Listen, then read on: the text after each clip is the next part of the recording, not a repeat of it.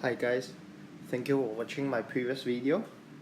So today we are looking at this new chapter called Binomial Theorem.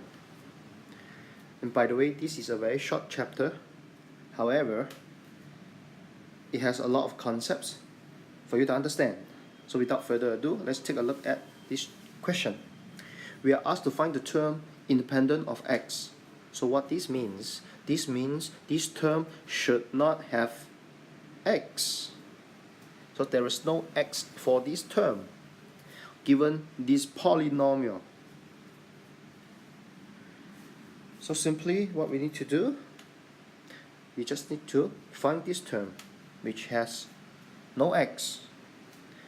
Therefore, let me rewrite the given polynomial, and from now on you might see what I'm writing.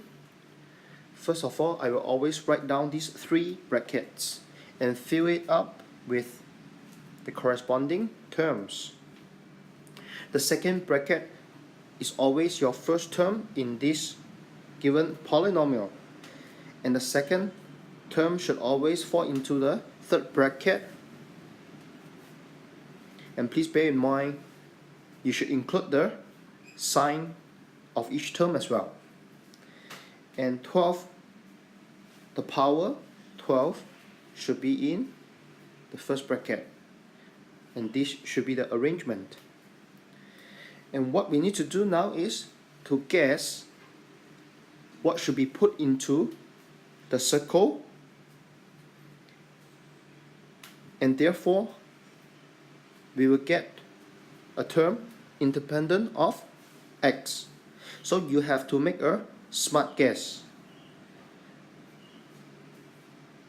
So the numbers you will put into these circles,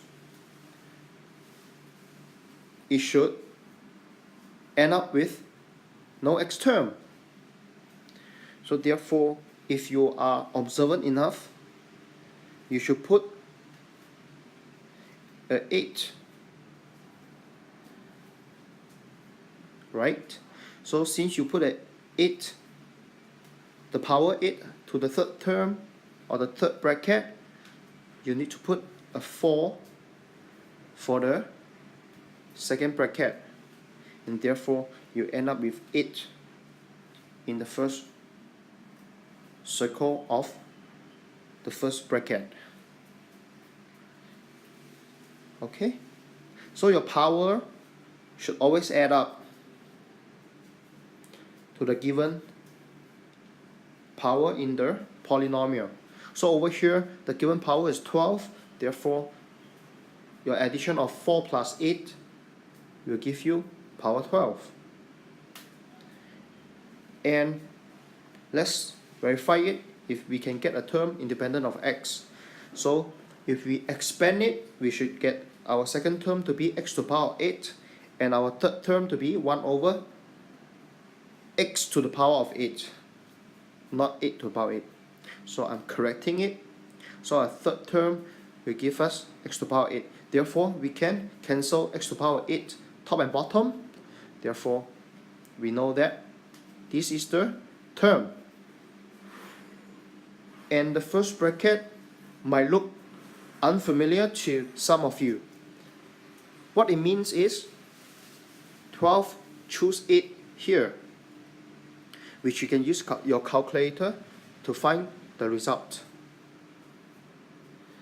And by the way, you should add in plus ... because you have ignored some of the terms behind. So 12 over 8, no, 12 choose 8. So please press this in your calculator and you should get 495 plus ... Why plus ... Because we don't have to care about any other terms. We just want to find the term independent of x. Therefore, the term independent of x is 495. So I hope this question is easy for you. Now, we have come to the next question, and we are given a polynomial to the power of n, and we are told that the coefficients of x to the power of 2 and x to the power of 3, and their ratio is 3 to 4, and we are asked to find the value of n. So what we need to do, we just need to find the term with x to the power of 2 and the term x to the power of 3. Therefore, let's write down 3 brackets first and fill up accordingly. So remember, your first bracket should always include your power n, and the second bracket should always include the first term in the bracket, which is 3 here, and the third bracket should always include the second term in the bracket, which is 2x here. So another 3 brackets will give us the term x to the power 3. So therefore, we have to make some smart guesses.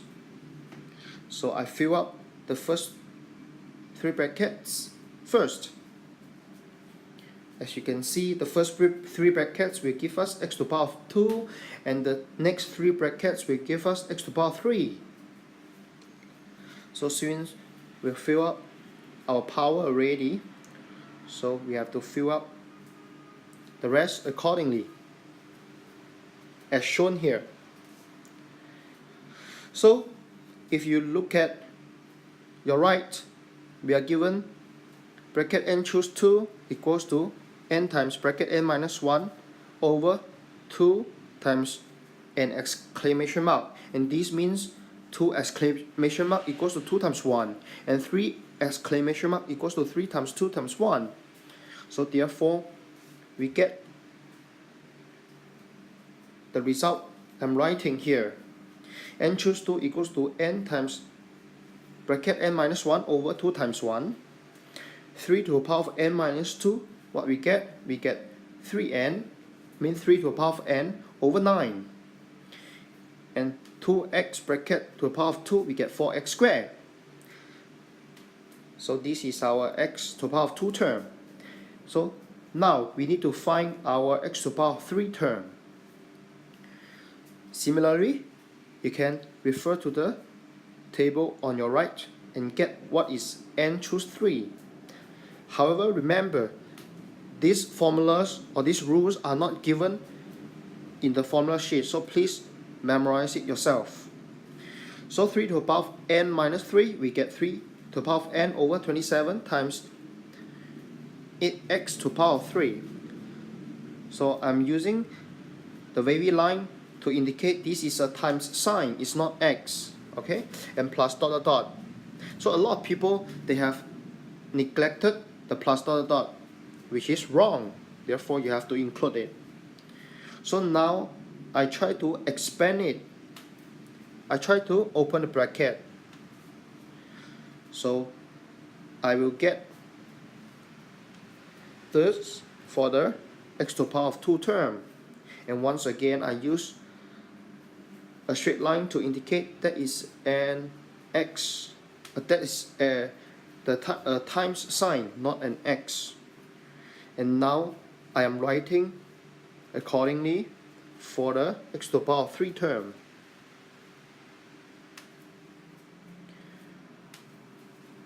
So please be very careful here. Please differentiate clearly what is x and what is a times sign here. Okay? So I have simplified it a little bit. Now what I need to do, I need to combine whatever I can combine, or simplify whatever I can simplify some more.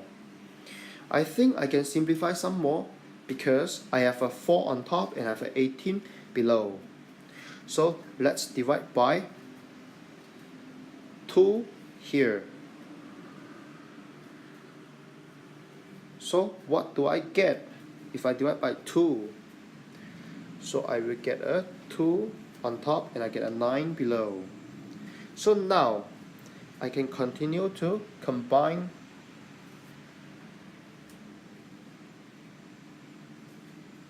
n so that I can have a simpler coefficient for x to the power of 2.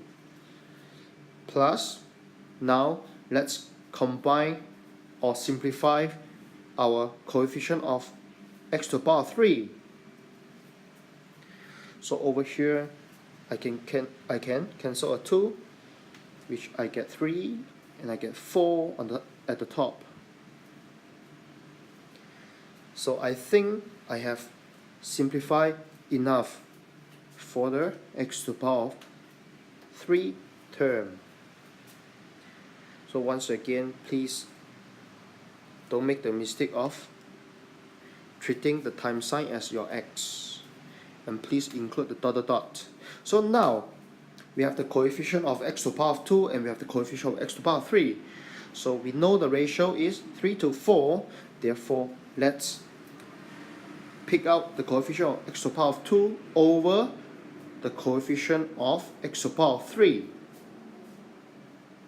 And now I realize I should not have opened up the bracket just now. So just revert it back to factorized form, and you should get what I'm writing now. Okay? So I have formed an equation, left and right. So now I am trying to show you which term is arranged to be our numerator and which term is arranged to be our denominator. So now we can clearly see that there are something we can cancel top and bottom. So let's go ahead and do it. And once we have cancelled the terms, we can cancel and we can simplify this equation further before we do cross multiplication. So please bear with me and wait for me to finish writing the simplified version of this equation. So now we have 1 over 9 times 81 for the numerator, so we get 9 for the numerator, and please open the bracket in the numerator. So now finally we can cross multiply, and we get 6n minus 12 equals to 36.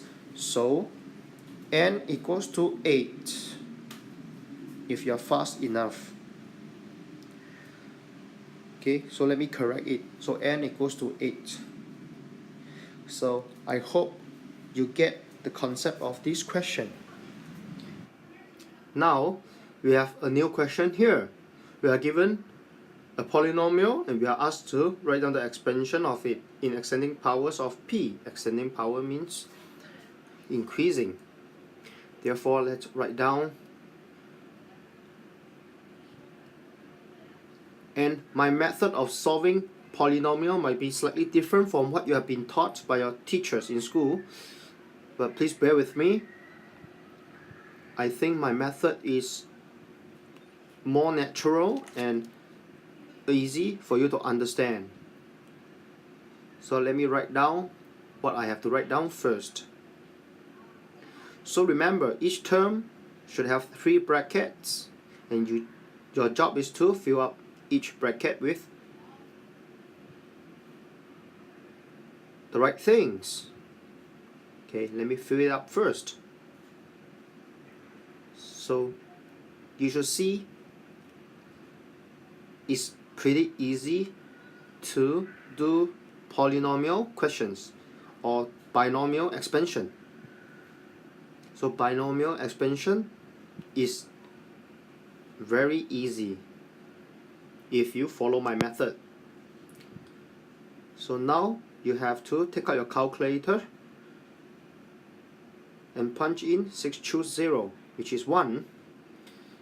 Your first term is 1, and your second term is 6p, and your third term is 15p to the power of 2, and your fourth term is 20p to the power of 3, and your fifth term is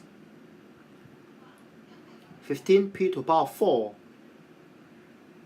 and your sixth term is 6 to the power of 6 times p to the power of 5, and your 7th term is p to the power of 6.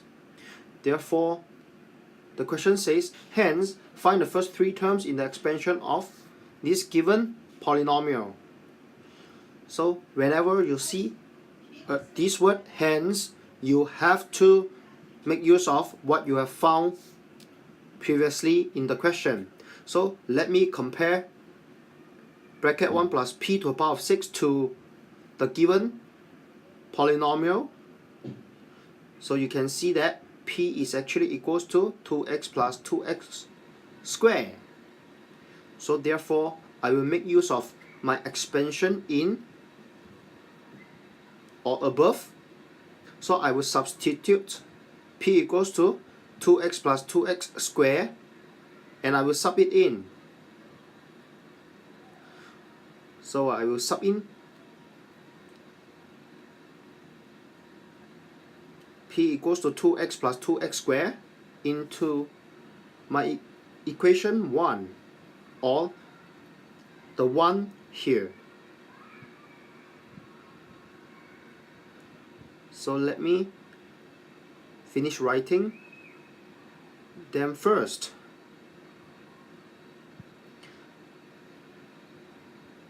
So please bear with me while I substitute p equals to 2x plus 2x squared into my term labeled 1. And we are only asked to find the first 3 terms. Therefore, you see me stop very fast. We don't have to know every single term in the expansion of this given polynomial. We just have to find the first 3 terms. So I stop at the first 3 terms, which is underlined by the blue line. And now we have to open the brackets.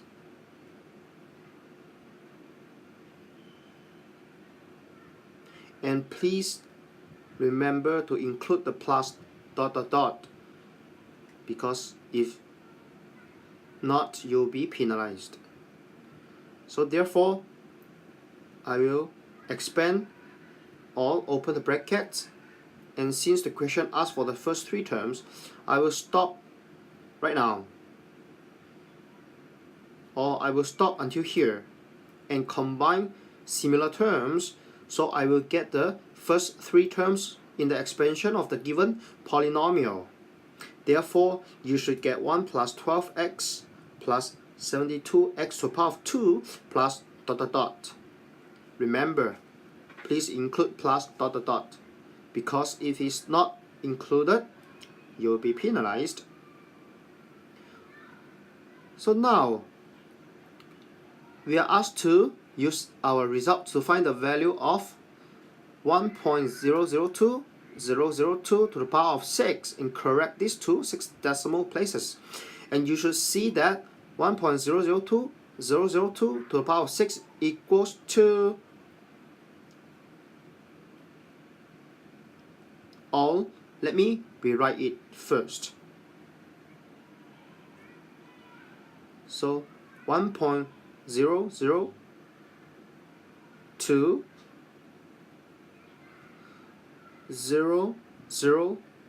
to the power of 6 is equal to 1 plus 2 times 0.01 plus 2 times 0.001 to the power of 2, and make use of the medium bracket to the power of 6. So therefore, you should see that we can actually take x equals to, take x to be 0.001, because if you compare these 2, and you should see that x is equal to 0.001. Therefore, we just have to sub x equals to 0.001 into our equation 3.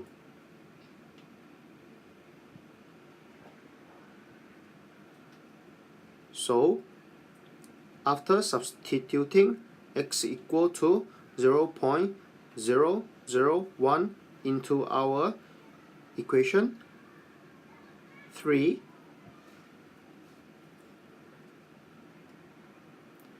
and you should get 1 plus 12 times 0.001 plus 72 times 0.001 to the power of 2 plus ...